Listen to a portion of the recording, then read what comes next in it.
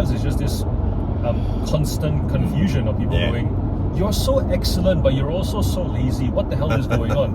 Why not? Like, nicely. I'm not being a jerk about it. But also Asian. I'm Asian, right? So like Asians haggle. Like that's just a thing. Like it's a shiny car, isn't it? It's called an ambulance. It's not a disco. Yeah, let's do it. People will look at it. You already had a. Someone already took them over. Yep. There was a Ryobi with like a netted kind of catch on the back. Oh, yep. Yeah. I've never actually been back to this part of these hills. Yeah. Well, not really hills. Like you're in the hills. Yeah. We're like we get to see the hills, but we're not in the hills. Yeah. Foothills. Foothills. Yeah. So we talk a lot about maybe moving down off the main hill into the foothills, because like we love the community so much that we wouldn't want to leave it now. Are you're running septic, right, up there? No. Oh no. Not where we are. Okay. Well, where we are is fairly suburban part of the hills, really. Like, we're not hills people. I mean, we've been there now for friggin'... It's like we're up there, but we don't qualify. Well, no, not when you start like hanging out with people who've lived up there all their lives. Yeah. And also, like we've lived there for. I'm hesitating because it's all a blur. Like, my daughter is 18. She was like 4. No, she was like 0 when we moved there. So 18. That should be easy to work out. It's exactly the same age as my daughter. Callista and Alinda and all that sort of place. Yeah. As much as it's lovely, I couldn't live up there. Like, I couldn't relax in summer. I mean, I can't really relax in summer where we are, but... Is it a bushfire anxiety? Yeah. I sort of want to get a swimming pool. And by sort of, I mean I really do. And then when it's freaking hot, I just want to like go in with swimming pool. Yeah. And like if the hills are on fire, well, I'm sorry. But I'm in my swimming pool. I don't want to be like up there going, I'd love to be in my pool right now, but we should leave the hills because it's 45 and it hasn't rained for a month. Yeah. Alright, directions to Le Hotel. Yeah. To pick up Monsieur Rob. Right. And picking him up. I thought you said you were giving someone some stock or something. Yes, Rob. Yeah, right. So we're going to pick him up, and then after that we'll go to dinner. Yeah. Rob is Captain Policy. Captain Policy.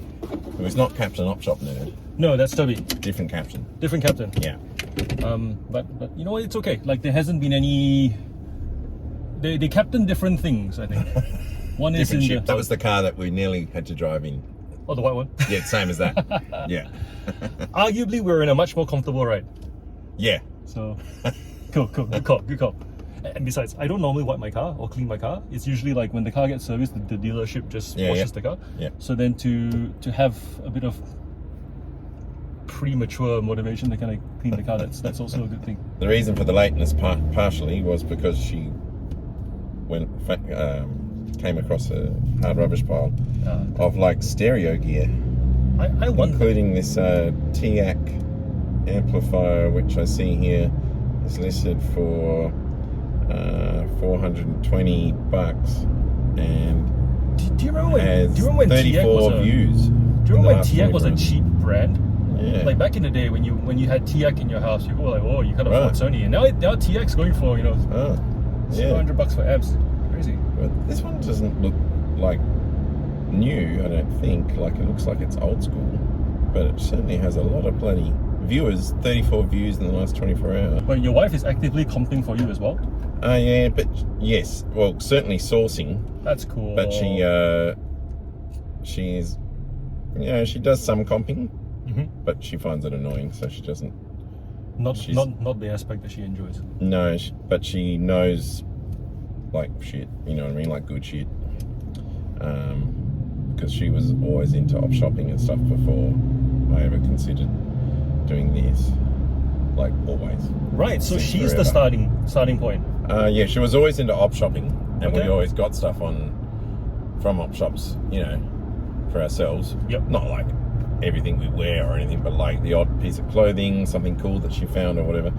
But it was like I feel like rewarding myself with a surprise. Yeah, she just loves op shopping, always has. So like I pay attention to what things are worth if there's a business reason for me to do so. Yep. So when I started getting into reselling, that was when I started paying attention to what everything was worth. Prior to that, I had no interest in shopping, what anything was worth, didn't care. Okay. So then, you know, of course, like when I got into it, suddenly I was obsessive about it, and I realized that I had an in-house expert on like what cool things are worth. This does explain a lot about the flipster doofers that we see on camera, because it's like you have the face of an old man. Thank you. Sit like an experienced man. So when we see you on camera, we're like, the assumption is you've done it for a while. And then you have this genuine surprise of like, oh, look at how much this sold for. Couldn't believe it. Yeah. And this actually makes a lot more sense now, because we're like, is this an act, or is this humor? We can't quite tell. And then for the most part, it kind of blends in quite nicely. It's, you know, it's entertaining nonetheless. Definitely. But this context, yeah, no, definitely a newbie at reselling, in terms that I started doing it in May of 2024. So guys, the surprise is genuine. Yeah, Genuine surprise. absolutely. And also genuine surprise when, you know, I make idiotic mistakes. Can I ask, you know, in those videos where you talk about how your co-workers, your neighbors, or like people in your community give you stuff to sell, right? Yep. So then when you take the items, you don't know what they're worth yet. You're just listing, we'll see. And then there's the price of how much it sells for, or do you kind of like... Yeah, if already someone know, says, oh, you know, do you want this box of like old VHS or old books or whatever, then yeah, I'm not going to be like, oh, I'll take that one, but I don't want those ones, and like comp them all in front of them. I just say, sure. And then whatever's not worth listing is my problem, I guess. And gee, do I have a large pile of my problems now. But don't we all? But you know, when you bring that box home, there is a genuine kind of like, I don't know what I'm gonna find. Yeah. Hey. Yes.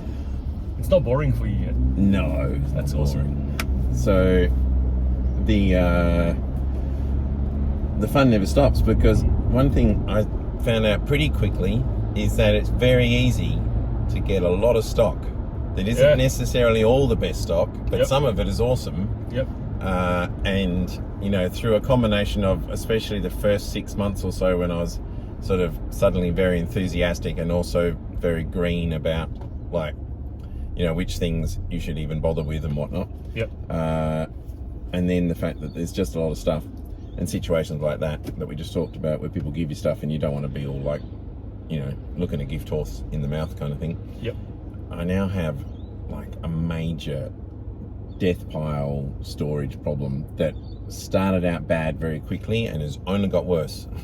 So I'm currently like, just like, mate, you've just got to stop ignoring it. No, but is it a case of has profit no capacity to list, or is it a case where actually it's not worth anything, probably should just throw it out? Like where does it sit? There's the whole spectrum.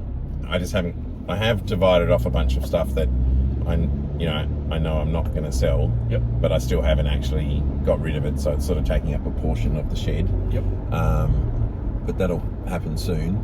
Yep. I'm just trying to figure out if I can be bothered having a garage sale, but I almost can't be bothered having one, not because I wouldn't enjoy having a garage sale, and not because I reckon some of those things might just sell at a garage sale. They might not. But it won't be for a lot. I'd be like 50 cents, $1, fine, whatever, take that old book, because I can't sell it on eBay, or it's not worth selling on eBay. Yep.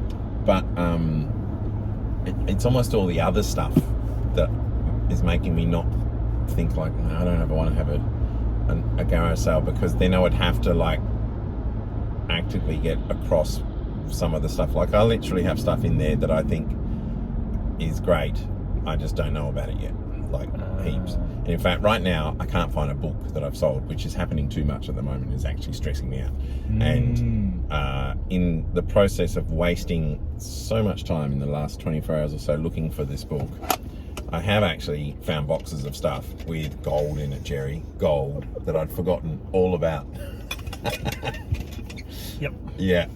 So I'm getting another shed, because we have... That's the solution to the problem. Yeah, like, in the hills, right? We're not gonna work on the inventory. We're just gonna... Oh no, I am gonna do that too. But it's like you get to a point where you can't organize it because you can't move. Like, yeah. So, but I'm getting another shed in the hills.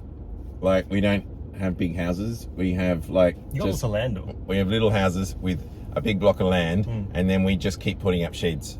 How many square meters are you sitting on in your block? It's like 1,450 Oh, that's nice. or something like that. It's more land than we need. What portion of it is flat? It's a fairly flat block for the hills. Oh wow, Yeah. that's amazing. We have the mythical hills flat block. Because we've got you see my block. It's flat-ish as well. Yeah, We've got about 900 square meters to work with. yeah. It's heaps. But the backyard's like tiered, so it's like they've kind of sectioned it off so they can do like they've landscaped it previously, Yeah, and so it's like I have to pick which section I want to put the shed on, and Yeah. no section looks nice to Jenny. It's all an eyesore. It's like, can we Yeah. just leave it so the kids can play? And then I said, can we put the shed in the front instead? Because you saw the front, like we can Yeah. park like 4 cars side by side. Yeah. And I suggested putting one of those like really nice like farm barn looking Yeah. triple garage sheds. Mm. And she goes, nah, I like it open. yeah. Yes.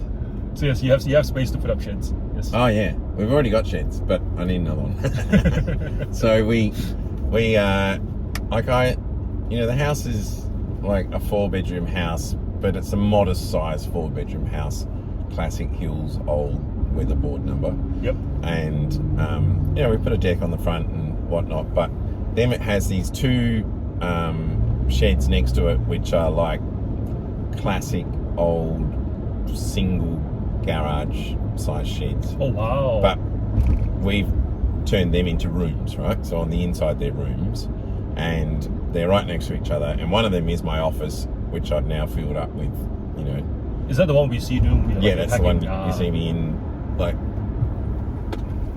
walking around. Yep. The one next to it, when we did it up, we decided it was like the games room for the kids to hang out in and whatnot. Play some pool, play computer games, whatever. And Is that also where the console is, so it's away from the bedrooms? that's a whole nother story. Yeah. But anyway, let's put it this way: it's one of the consoles. But but then I proceeded to fill that up with stock as well. Yep. With the promise that I would get organised and not leave it in there for ages, but I just did. Until one day, Elliot, fairly recently, like just in like July, it was Elliot's 14th birthday coming up, so he wanted to have a sleepover out there, and Lati lost patience with me, which is more than fair. And I came home from work one day and she'd emptied all of the stuff, and she'd shoved it into the garden shed, which is another little shed that has like the lawnmower and stuff in it. Yep. Like a teetering pile of stuff, and I was like, oh no, the stock. But she did the labour. I mean, that's well, she's not shy of a bit of hard work, my wife, but she also like told me that I needed to put this other whole amount of it into the bungalow where I was at. Yep. So I went from having a sort of like a problem that was over there, out of mind, out of sight, because I was getting to it, but although it was clear that I wasn't, to now it's like in the room with me and it's driving me crazy. Yep. So I'm getting this other shed, and then the plan is to list things and put them in the shed and be organised and have numbers and shelves and stuff. Yep. Because I don't even have that. Yep. At all. What's your system then? Like when you... There's no system. It's just, it's in this room. That's the system. Like right. I have like sort of like ad hoc systems that, I sort of know, they're like, if it's like a media or whatever, I put them on this shelf over here for the most part, except when I don't, because I put things that are a bit like, things a bit like that I put over there, and and it's a chaotic mess, and I ought to know better because I'm an adult apparently. Look, it makes sense. Like I've been studying like my ADHD, and definitely recognizing the absent-mindedness is a very real thing. You're so focused on the internal, what's happening in your head, that your limbs just do shit, and then you just go, oh. Also, I've found that getting on medication has been awesome. When did you start? Not that long ago. Okay. Vyvanse? No, Ritalin. Really? But Yeah, I started in about winter of 2024. Yep. And Oh, same. So similar time then. yeah. Yeah, we've been on med spot similar time. Yeah. And one thing I've noticed is that it does fix or improve some aspects, but it doesn't make you more organised. Oh yeah. That's Not at all. Yeah. one thing I did notice was that it gave me the opportunity to try to be organized. Yeah. The way the doctor says is like, you know, you More motivated. you can manage your ADHD with 90% of it like just strategies and learning things. Yeah. But it's that 10% you need with the meds to help you to get to to give you the chance to learn 90%. Yeah. And so, but once you learn it, after you, even on days when you don't have the meds, you know, like this is the line where if you cross it, you're overworking, or this is the line where if you cross it, you're taking it out of sleep. And it's going to feel normal to stay up late, but you should probably go to bed. Yeah. Or this is the line at which you're probably not eating enough, because when you're on your meds, you're not eating enough, but you probably should. Or you currently feel like you need to snack, but you really don't, because you've been on meds before and you didn't have to snack and you were fine. Yeah. And just kind of balancing the two. Dopamine hit. Yeah, so like balancing the two realities. Yeah. The interesting thing with meds for me was I did not look at you know when you go to Coles and Woolies and you walk past like the clearance or the sale, like in the end of the aisles, right, where all the items are on sale, whether it be the detergent or the lollies or whatever. Yeah. I always would scan it for snacks. Yeah. But once I had my meds, I stopped scanning. Like I came back, because I cook every Tuesday, so I grocery shop every week for that meal and some other things. And usually the kids' lunches, so I make it 4 times a week. Yeah. And I said to Jenny, hey babe, for 4 weeks I have not bought a box of chocolate. Whereas normally I come home once a month with like a box of, you know, like a clearance box of, you know, $1 Turkish Delight or $1 whatever. Yeah. And indulge on that. Or I did not buy a bag of chips for 4 weeks. Just did not look at it. It's funny. And I was trying to recall, I'm like, did I not notice that it was not on sale? Did I not, like, I did not have a picture in my head, and I'm quite a like picture-oriented person. Yeah. Like I could not remember a sale tag from the last 4 weeks, and I went, isn't that interesting? Yeah. I wish I'd stopped snacking when just didn't happen. It just wasn't another of the side effects I was hoping for that didn't happen. Dude, I lost 6 kilos. Yeah, wow. I've lost 6 kilos just from not snacking. Yeah, that's great. Yeah. Yeah. The methodical starvation. The psych, he told me that I would probably drink less because I wouldn't feel as the compulsion, and like not at all. In no way did it remove that compulsion or desire. But was the drink? But if the drinking is not motivated by overwhelm and it's just something that you enjoy, then I suppose it wouldn't change, right? But it's all the overwhelm stuff. Yeah, for me, the main thing that the meds helped with was that I was undermotivated. So I'd think about a lot of things I wanted to do, and I would start a lot of plates spinning, but I wasn't actually that motivated to do any of the things that weren't like particularly fascinating for me at that moment in time. And so, you know, there was a lot of dragging my feet about just getting shit done that needed to get done. Yep. And I found that really changed because and I came to understand the dopamine thing. So I didn't really understand that before, and I would imagine my understanding of it now is pretty amateur. But yeah, just didn't understand that whole feeling of like, you know, I left my glasses in the house because my office is out in the shed. I left my glasses in the house. If I read, you know, or do my work on my computer with my glasses, without my glasses, I'm going to get a headache. Yep. But I would just be like, you know, I couldn't be bothered getting up to go and get my glasses. Whereas once I started the meds, I'd just be like, well, I need my glasses. So I'd just get up and go and get them. Yep. And then come back. And like a lot of work stuff, you know, because my job requires heaps of organisation and lots of, you know, like lots of high volume information processing. Like it's crazy the amount of information we're supposed to process and be across and all the rest, and the amount of different projects on the go and whatnot. And I've just found it not like I said, I'm not more organized, although I'm forced to be like a lot more organized in this job that I have now than I ever used to be in the past. Although people at work still think that I'm a very disorganized person, but you know, I've learned to be organized enough to get by. But I used to still drag my feet on a lot of tasks that I needed to do. Like, it was just really difficult to get myself to do them if I didn't find them interesting. Yes. Whereas now I'm just like, well, you know, I've just got to process that invoice, and yeah, it's boring, so let's just get it done. Yeah, a lot more. That stuff has been really great. The interesting side effect of that was that I very quickly filled up my life too much, and so since I've been on the meds, I've actually been too busy, and probably need to drop something major. But I really don't want to drop any of them. In fact, I have other things that I'm like, oh, man, when am I going to find the time to do that project? Yeah. Oh gosh, we're going to be. This is going to be a long conversation. Look at that traffic. I'm enjoying our conversation. Yeah. Don't get me wrong. I didn't mean to imply that I wasn't enjoying the conversation. The thing with the meds, was Jenny wanted me. So I was already doing a lot.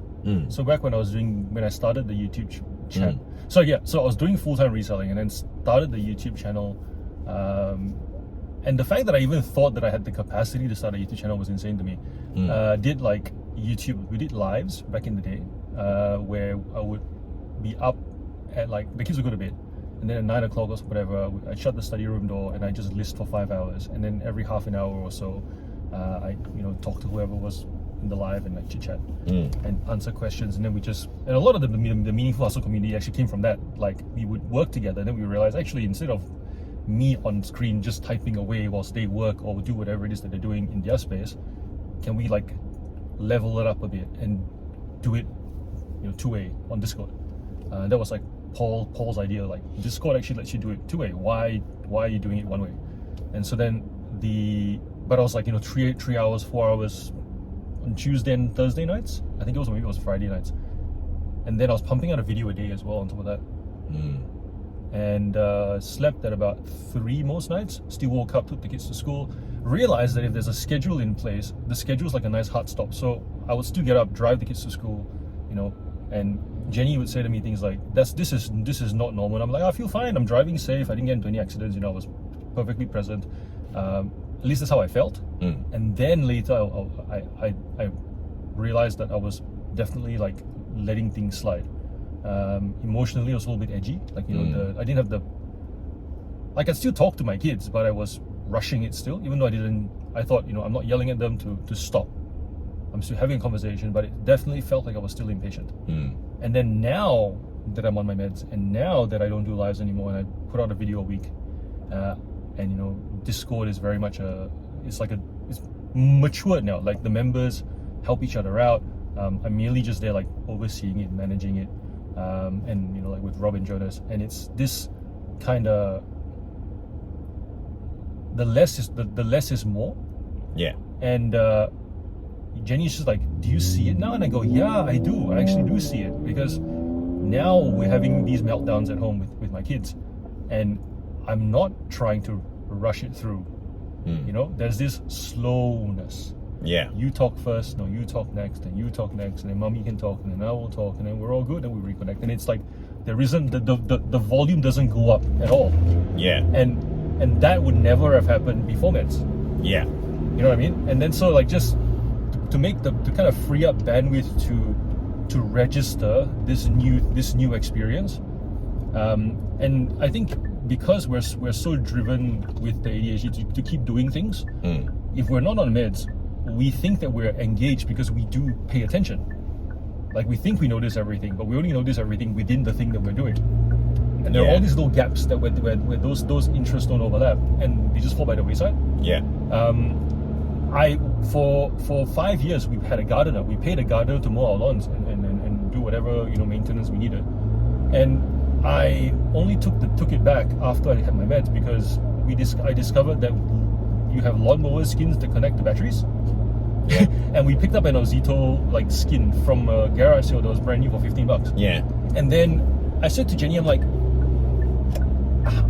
I did not want to do gardening at all because it was just too hard. It wasn't something I was interested in, and I was more interested in working and spending time with the kids and with Jen and doing YouTube stuff. Yeah. The thought of doing gardening was just horrible. And then I realized, because growing up I was using a petrol mower. It was heavy and it was smelly and it was like sticky and I could have researched this and kind of gone, there's a mower skin, would have made the job easier. But that presence of mine not being there means that whole task just felt too hard. No research went into it, no thought went into it. And it was just a random garage sale with Noah that we saw this $15 thing. Because he said to me, Daddy, I can carry it. And I was like, you can? Oh, it's light. Yeah. And then, and this is with meds, right? And then so I mowed the lawn again for the first time after like 5 years. And a friend of mine said, did you feel good being out there, alone with your thoughts? I'm like, I actually had time with my thoughts and I could process my thoughts and it felt great. And I want to do it more often and now I enjoy gardening. But it's this whole thing of like, we keep filling it up. And it's not and because it's productive for the most part, we don't recognize how incoherent it can be in the context of the family and the home. Today is our 10-year anniversary, and today, yeah, which is also interesting because Jenny, in a lot of ways, resented the whole YouTube Discord experience because she kept pulling me further away into my head. Yes. So the fact that we are now here my parents are away, and we've planned the trip to just go into the city in like 2 weeks to kind of like chill and eat lots of food and spend time together. Yeah. The fact that she's not demanding that today not be a work day is already like a good thing. Like that's like the presence of mind, like with the meds going, have I put Jenny first? Have I put the kids first? Genuinely, not like saying I am but not really because I'm busy working and doing other stuff, not realizing it, right? Yeah. So yeah, like Jenny she was the one that was like, I'm getting you diagnosed, and then went along with it. I started out saying I was doing it for her, and that upset her. And then I acknowledged, no, I was actually doing it for me. This is for me. Yeah. This is your way of caring for me. Yeah. And the interesting thing was when I got myself diagnosed, it was just before our 9-year anniversary. And on our 9-year anniversary, she actually said to me, the last 9 years have been hard. And I was like, hard? And then she goes, yeah. And it was interesting because when we got together, she just found me, she liked the excitement of the spontaneity of John. Yeah. Right? But at the same time, she also was like, I don't know what to do with this. And as we started, as we got married, we're starting a family, I said to her, like, what if I make all these changes, how do you respond to that? She's like, I don't know what change you're gonna make. I'm just gonna change with you because that's what I know how to do. I'm loyal. I'm gonna change with you, and then that's what I'm gonna do. And then at the 9-year mark, it was very apparent that she kept her word. Like she for 9 years had just changed with me. The home. When we look at our old photos of our home, there was space everywhere. There was very clear visibility of walls, and it just built up with all this stuff. Granted, with memories, we've had 2 kids, and we've made decisions to like spend more time with them, be more present with them, than either of our parents ever were. But I definitely have, during those 9 years, gone off, come back, gone off and done something else, come back, kind of thing. Not in the marriage disloyalty sense, but rather the, am I really meeting her needs as a husband sense? Because like I'll give like there was 1 year I gave so much to the kids. Like I was like class rep. I ran like I organized like an Easter egg hunt for 200 kids, and that year it was like John's this awesome dad that does so much for his kids, and Jenny's just like, I'm feeling jealous of the kids. I don't feel like that should be happening, but I am. But when she said that, I didn't register it. This is pre-meds. I didn't register it. And yeah, so it's interesting the so were change. you like diagnosed with like heavy on the hyperactivity end of it all? Oh, I don't remember. Definitely. Well, there's 2. There's sort of the hyperactive, and then the other part is the inattentive. The inattentive being like more here's why daydreamy and. Here's why it's interesting, because the person who diagnosed me was Indian, and when I shared with him his upbringing, he essentially said, "You've done so well to mask it. This whole you definitely have hyperactive. You talk with your hands. you constantly feel the need to choose something, but you wriggle your toes all the time. You just done so well to hide it from everybody. And I go, yeah, because my mom used to pinch me under the table, when I was like tapping my feet, and I get my ear pulled, and I like Asian upbringing essentially. And he said to me, and he noticed I was like starting to tear up a little bit, like I was like confused, like what does this mean? And he goes to me, well, if you take a mad cow and you whip it enough times, it will behave like a normal cow. Yeah. And so then I don't know which one I have more of. Definitely have grown up to master hyperactivity to the point where when my son started chewing gum when he was 2. Yeah. And then that should have been our hit, because he was like, he refused to, he wouldn't swallow it because he gets to chew something in his mouth for a long period of time. Yeah. And then I said to him, you know what lasts longer than gum? Fingernails. Yeah. You bite your fingernails. Do you?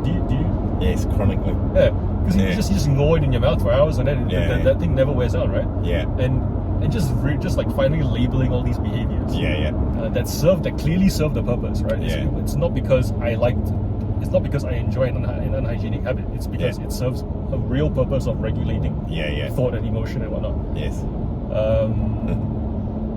So you know what you said about mad cow? Yeah. Right, it reminds me of a joke.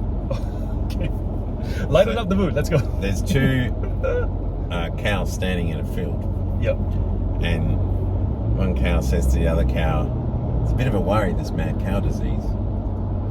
And the other cow says, "Not for me. I'm a duck." But yes, tapping and jiggling and all the rest. However, even though I've sort of always had the jiggling and the tapping, and compared to some people, like some people are always like, wow, you're just doing so many things. Like all my life they've been like, you just do so many things, like you're just doing this, you're doing that. And I always felt like, well, what do you do with your time? Like, they'll be like, you just sit around and like do nothing, like after work. Like, yeah, you go to work, but then you come home and you got hours. Like, you can get a whole bunch of stuff done. Yeah. However, what is this thing called rest? Yeah. But having said that, I was diagnosed heavier on the inattentive, in that I spend a lot of time daydreaming, and when people are talking, like I've struggled my whole life to pay attention when people are talking to me, right? So something they say just makes me think of something, and then I'm gone, and then I come back after a few seconds and I realize that I've not been paying attention, and either people know or they haven't noticed, and it's a problem because they're my boss and they're telling me like something important for work or whatever, right? Whatever the case, or like my wife certainly got very used to recognizing the face where I wasn't paying attention anymore and be like, hello. But just always missing information and whatnot. And school, I did okay at school, but the main problem I had was that I just had teachers at the front sort of just talking, and after like a couple of minutes of them talking about like Captain Cook or whatever, like I was just like, see ya, and off, just daydreaming, Isn't it interesting that even though we drift, we won't be able to remember. Like if a teacher said to you, what did I say? What did I just say? You'd be like, I can't recall it to you. Yeah. But then the exam comes and we manage to link the concepts together, and we get it. Like exams are relatively easy. Yeah, exactly. Yeah. And then our whole lives is just this constant confusion of people going, you're so excellent, but you're also so lazy. What the hell is going on? And you're like, I'm not lazy. I apply myself every day. I do a variety of things here, but do they matter though? Like, not to you clearly because you don't see it, but I'm not exactly sitting there doing nothing. The job that I have now, doing communications and marketing in a big organisation, when I started doing that 7 years ago now, I'd done marketing before that. It was just for many years, and other related stuff like web development and whatever. But this was the first time I worked in a big organisation, and it was the first place I ever worked that was so high intensity in volume, because it's a government organisation, it's not the same as when you're working for a business and all guns are just pointed on sell more widgets, right? And the rest is just detail. Yep. Your boss doesn't really care like how or whatever. As long as that one ticker keeps moving. Yeah, they just want you to they actually want you to actively filter out the noise and just find the signal and move the needle, right? Yep. Whereas the government job, when I started doing it, completely blew my mind because there was no needle to move, but there was just like lots and lots of stuff, and it's all considered like as important as anything else for the most part, and you're supposed to just be across all of it. Yep. And I really struggled at first, and I had to actually like super level up in terms of being across detail. And the only way I could do it was by making a rule for myself that whenever anyone was telling me anything, firstly to make sure I was listening, but and if I wasn't, just say sorry. Sometimes I bag out, and I feel like that happened just then. So can you just repeat that? Yep. But to write it down straight away and to get it into systems with reminders and whatnot. And of course, you've got a plethora of digital tools and whatnot these days to help you with that stuff. But still, I have to like put it in a system. I have to write it down because I'm not going to remember it if I don't write it down. And then it has to go in a system with some sort of like, that I check regularly and that has deadlines and stuff like that. So I discovered this thing called Calendar, which I'd never used before, but they're remarkable. They have the days and everything. Yeah. So anyway, so with of course the thing about doing the reselling is that I've started doing it on the side, and because it's not paying the mortgage and all the rest, I've really done it for a year and a half now, or however long it's been, very amateurishly, in that like I'm not being organised, I am forgetting things, there's no systems, so very minimal. So because I'm like trying to build it up, I'm really making myself go, all right, like I'm making myself like, now this is happening now, I'm going, all right, enough of not being able to find the book because you don't have a SKU system. Like, it's not rocket science. Let's just get some of the basics right. Like an alphabetical system, it may be location-based system. Yeah. Something. And I think there's also the need for things to be perfect.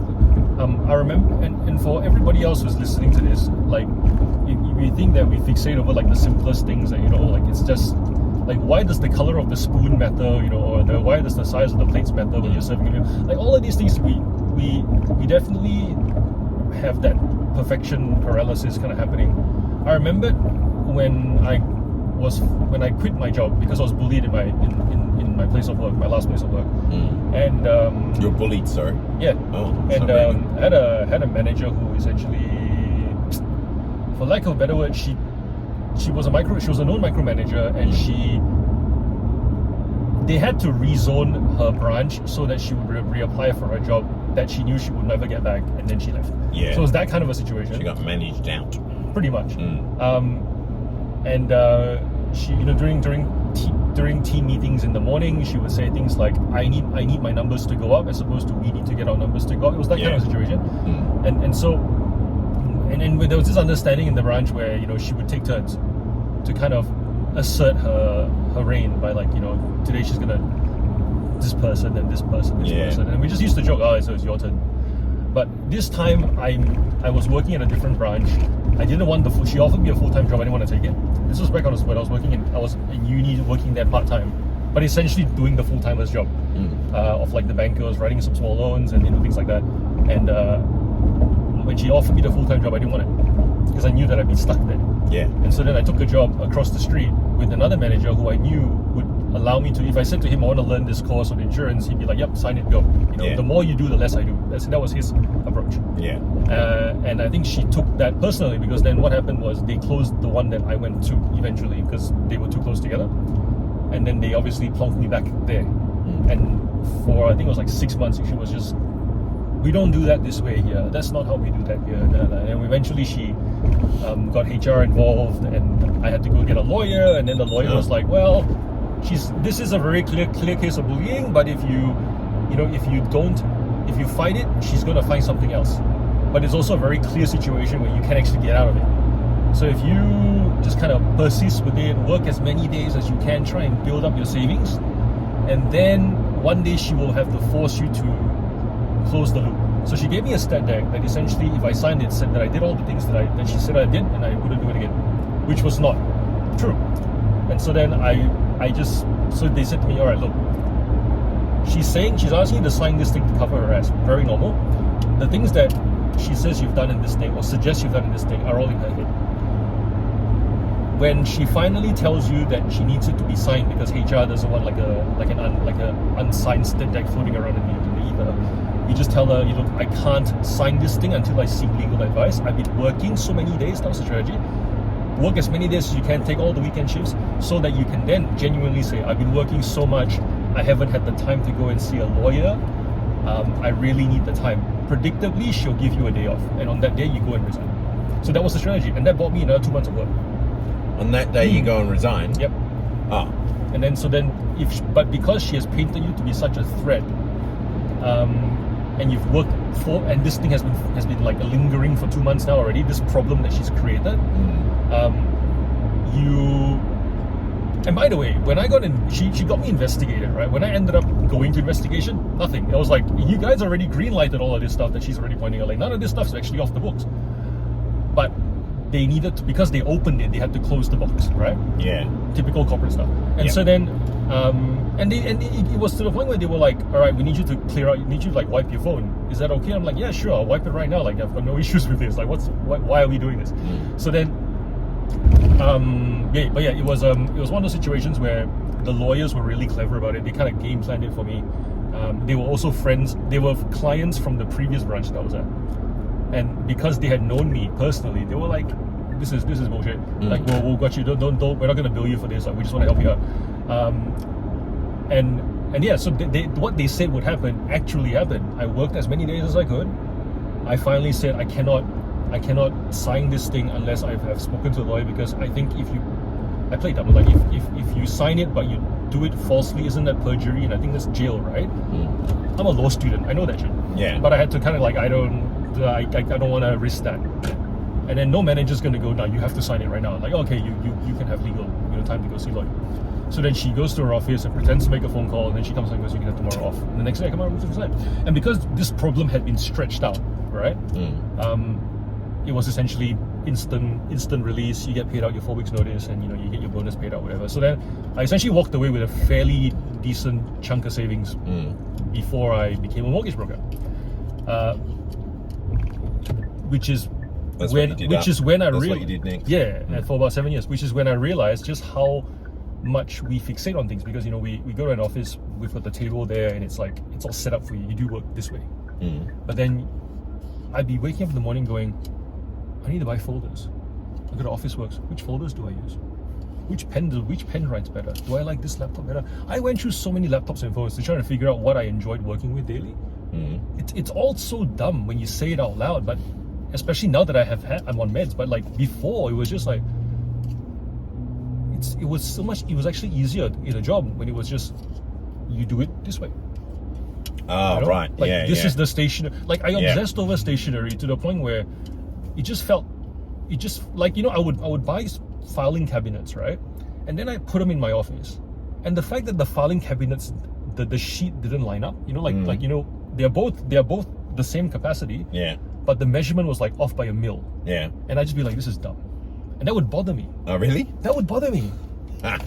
Is that ADHD or is that OCD? But it was just like, no, but it was just this like, no, I gave it, I think what it is I gave it so much thought, and it still did not work out. Yeah. And that was that sense of disappointment and all that kind of, just sort of wasting time ruminating on sort of slightly irrelevant shit. Yes. Yeah. It was absolute. Are we turning? I think we're turning. Good night. Captain Policy.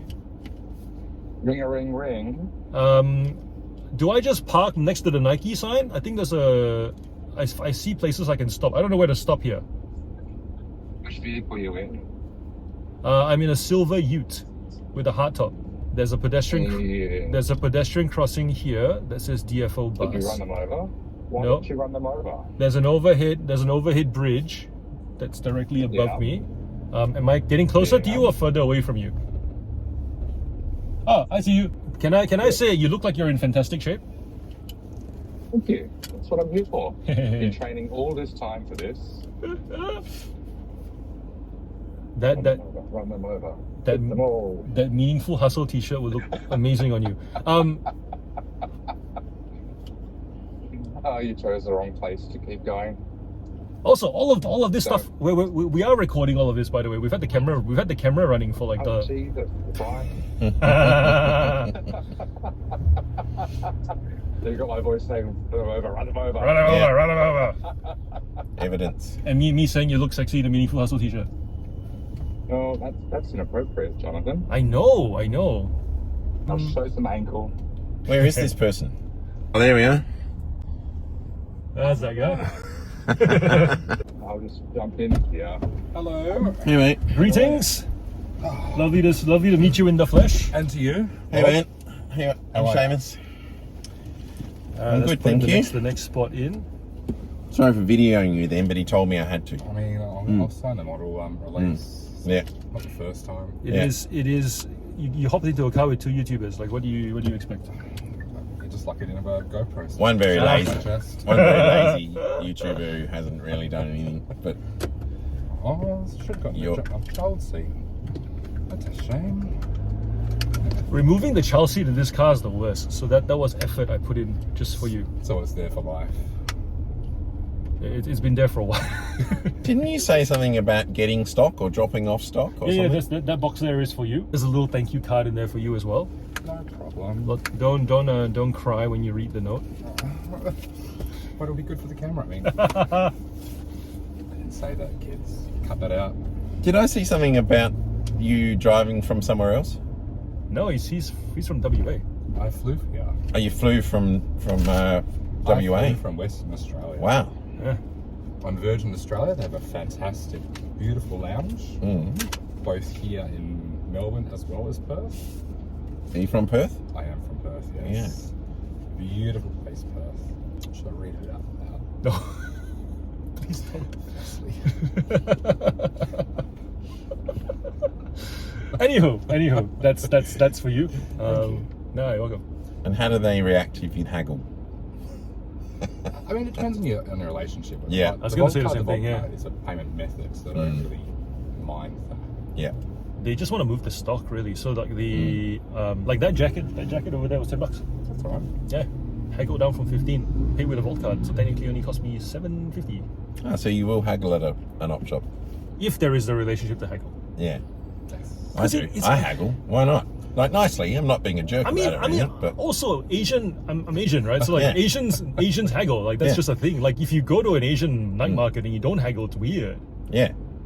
It's It's like when someone buys something off me on Facebook Marketplace and they come around and like they pay the full price without questioning. Like even on the one hand I'm like great. On the other hand as they're leaving I like, feel "Aw, a bit like aw, a bit disappointing. One point when they haggle at the door, haggle beforehand. I don't mind if I don't mind when they're there if they say like, will you take this? Because I'm comfortable saying no if I won't, The door But gets closed then. I've always put something extra on top of it for a marketplace thing. Yep.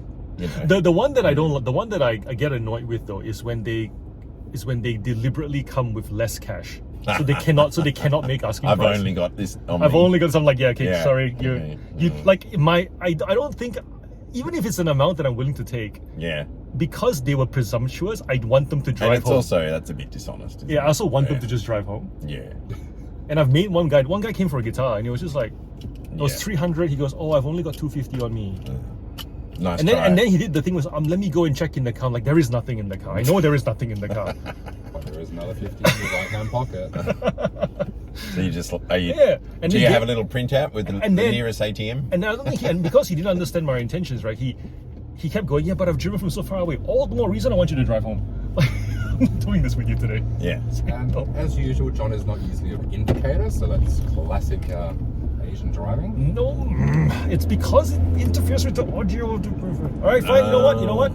Interferes It does with like the the audio. tick-tock sound. That's just very much Victorian driving. Guys, for the record, And changing lane with no Look. indicator. it's on. It's on. Oh, now it's on. Now it's on. Now it's on. Because I've been Now we're in judged. the lane, it's on. I have been judged, and therefore I must behave. Yes, because, coming back from the airport to the hotel, one lovely Victorian driver decided to make a third lane. Out of two. Because, What's wrong with that? better was John. Have you been to Shanghai, by the way? No. In Shanghai, they have these like multi-stories. Like you think of a multi-story car park with like the spiral, bits. And now imagine that as a highway with like 6 lanes. That's like looking out the window here. And they put more lanes. They've just volunteered more lanes. I went to China, It's amazing. and I did notice in China that that they drive very, very slowly, but kind of anything goes, but very slowly. Yes. Yeah. Yes.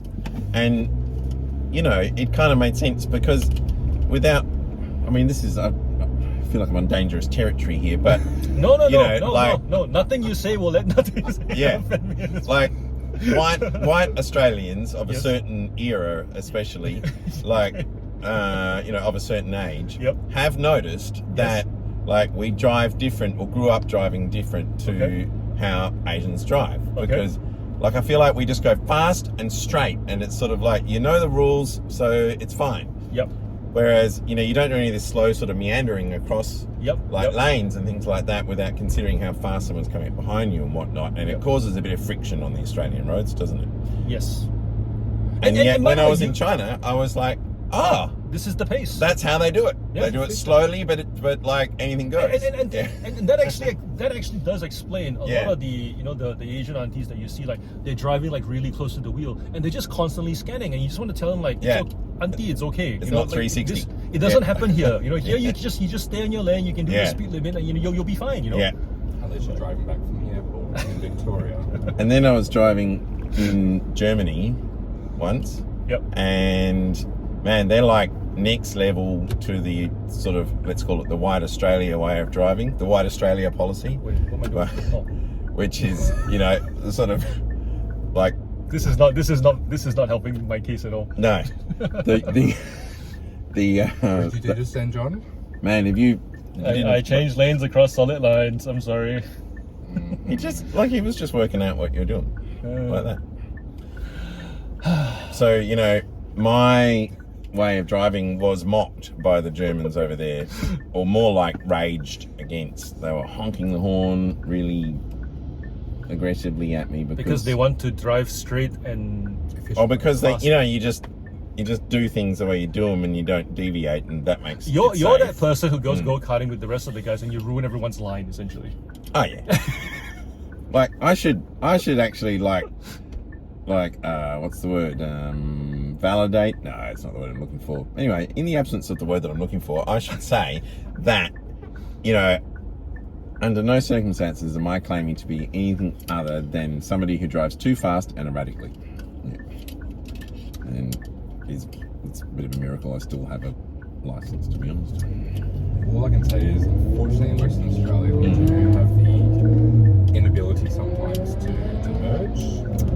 That's like that in Adelaide too, where I'm from. No, I mean I've lived here for a long time now, but in Adelaide, like you're supposed to like know when you're going to turn right miles in advance, and if you try and do some shenanigan now, like crossing over there, like the umbrage that is taken, the outrage, Yep. and they don't let you in. Yep. Yes. Should have known. You should have known. Like, what are you doing? You're in the wrong lane, not my problem.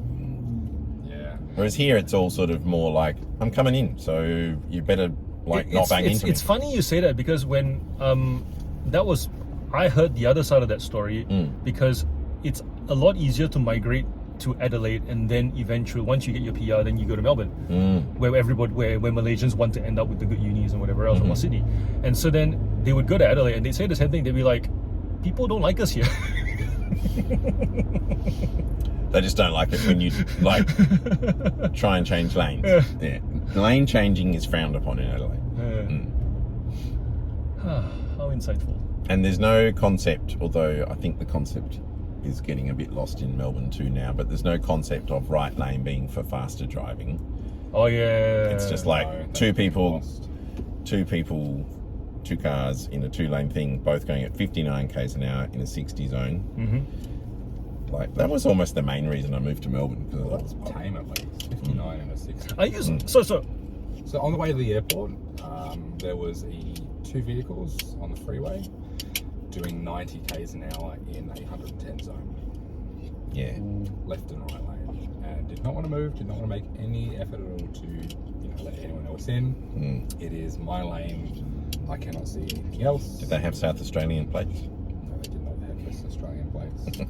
But that is unfortunately one of the No. West Australian tendencies with a little bit of a selfish driving mentality. So, yeah. But I hear it's a lovely place. What, Adelaide? Western Australia. Adelaide's nice. Adelaide's nice too. It is I'm nice. originally from Adelaide. Are you? Oh. Lux.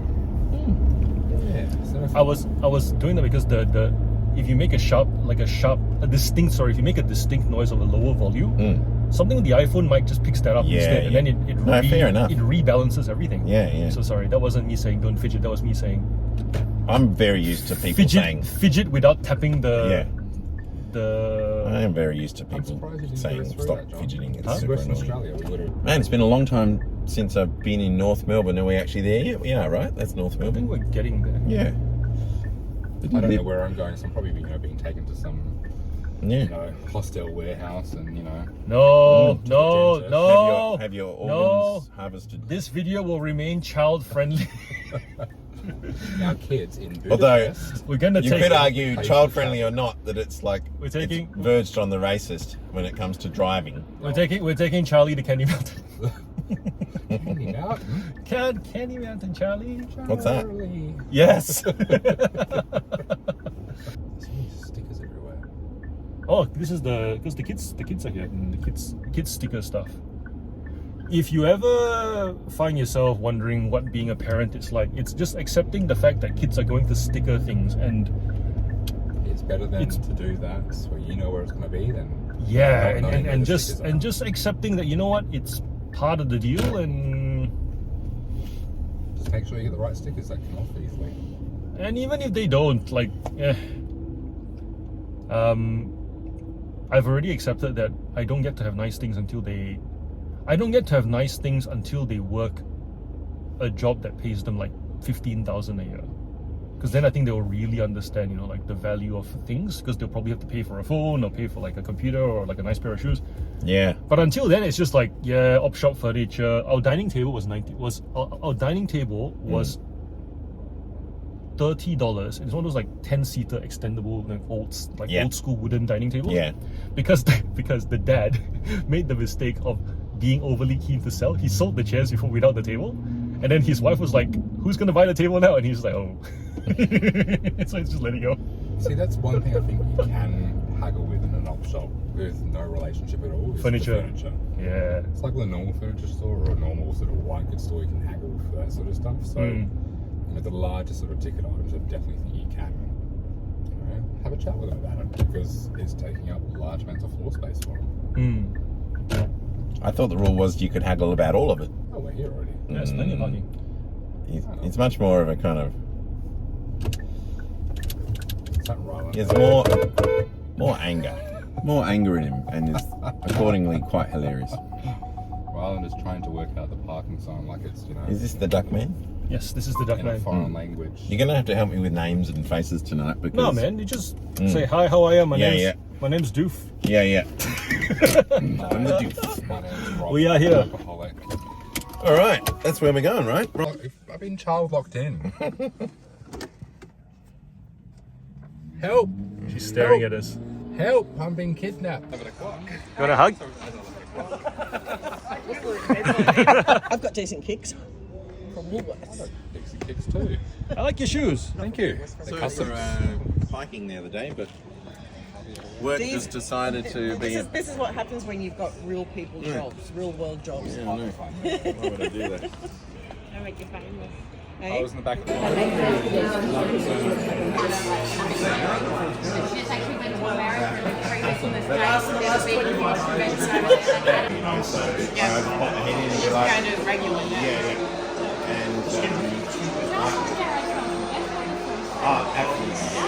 Yeah. I will literally get out of there at like 5 a.m. on a Saturday morning, no matter what weather it is, and I would go. I don't have a store, I just do eBay. So I just stay away from the kitty crystal. Unless it's really good PA. I ordered this doesn't actually pay for it. Why? Kitty crystal is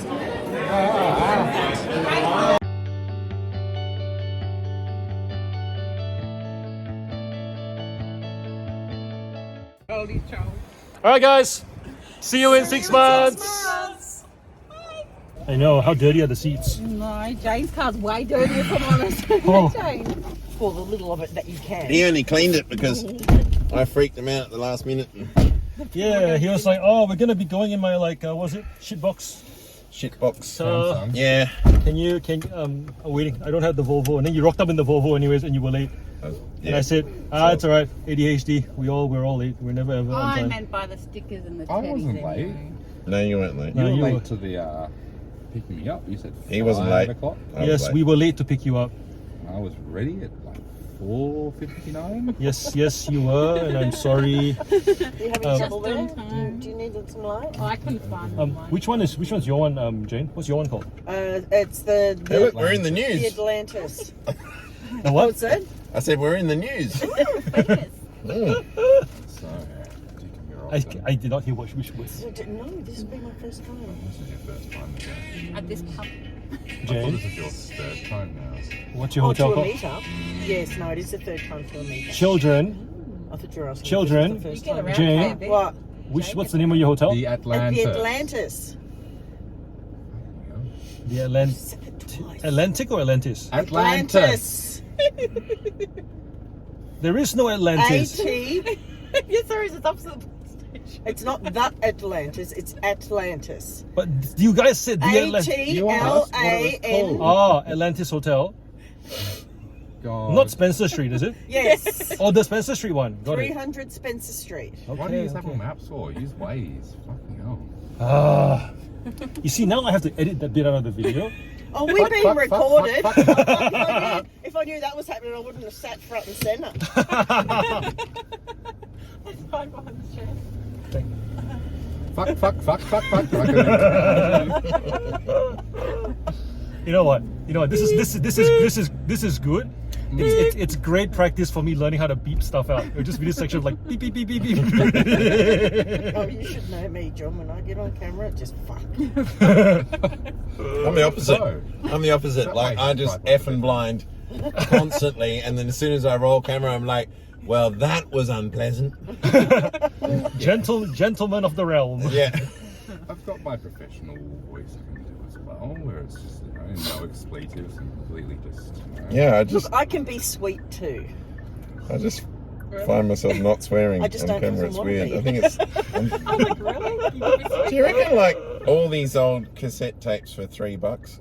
No. There's It's like heaps. fucking hard work. No, don't do No. cassettes. Okay. No. It's hard magnetic. work. It's magnetic tape. You don't know the condition of it. You don't know if it's rotten. Mm. I sold a Three- heap of cassettes. $3 though. Why Like- 3? Don't give them Such a ideas, random, Jane. I just random shut up, number. you. How do I? I sold a heap of cassettes. It was like Yeah, I actually got. All country or 40 cassettes. No, it was all good stuff Yeah, from the 80s, and all the best stuff. bundled up. Just remember. and sold it for $80.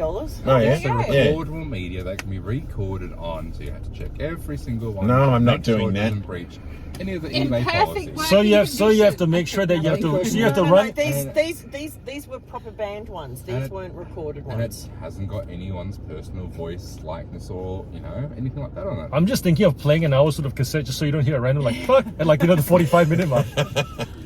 Mate, wouldn't you But just like blank- list it and blank- hope for the best? blank- That's what I do. Seamus, Yes. blank cassettes. Yes. Yeah, Blank cassettes.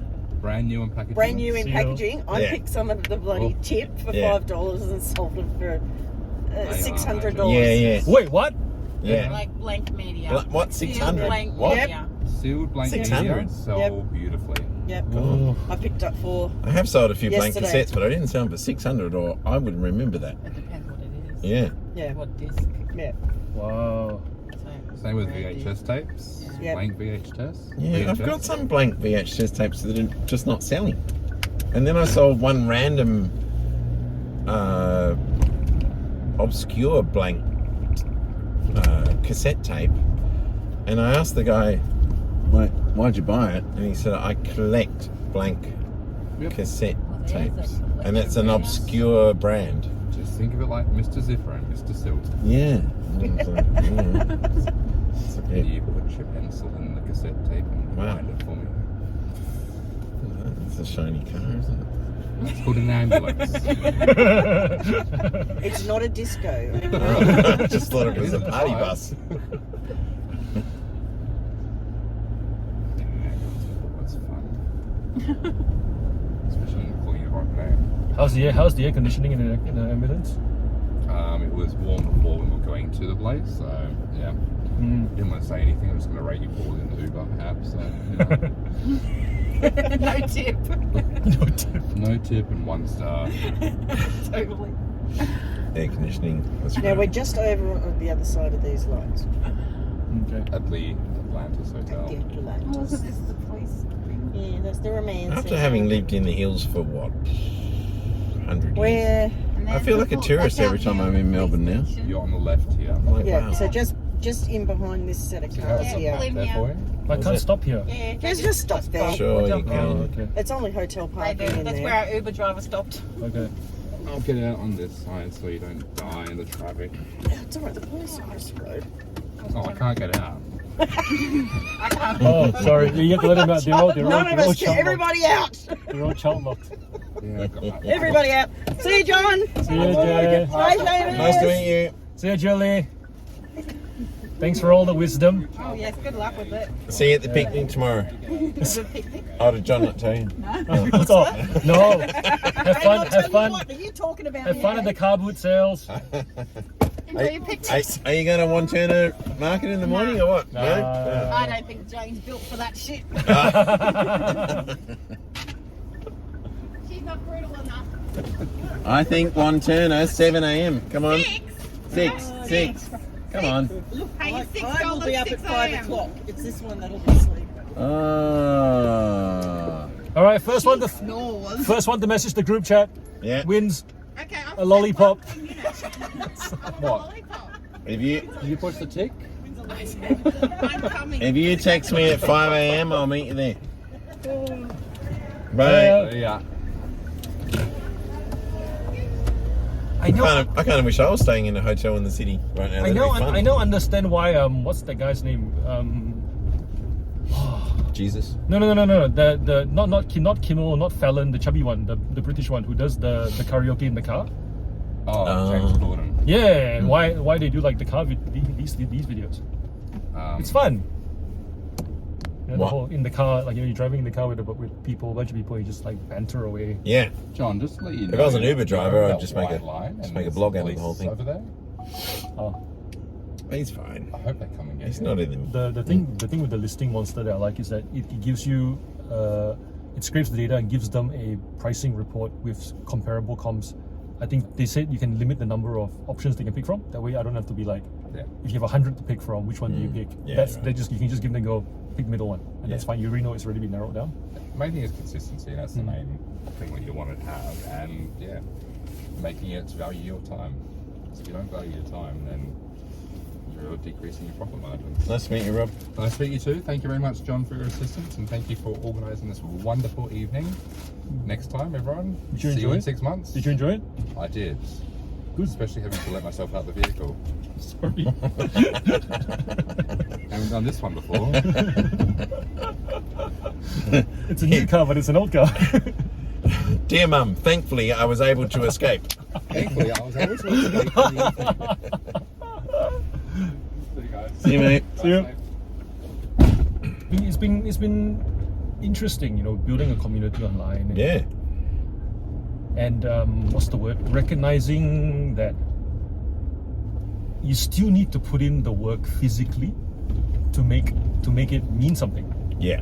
You know, because we're still human at the end of the day, right? No amount of subscriber count or member count is ever going to make up for actually meeting in person and building on the whatever level of bond that you've managed. Absolutely. Yeah. The in-person stuff is worth way more.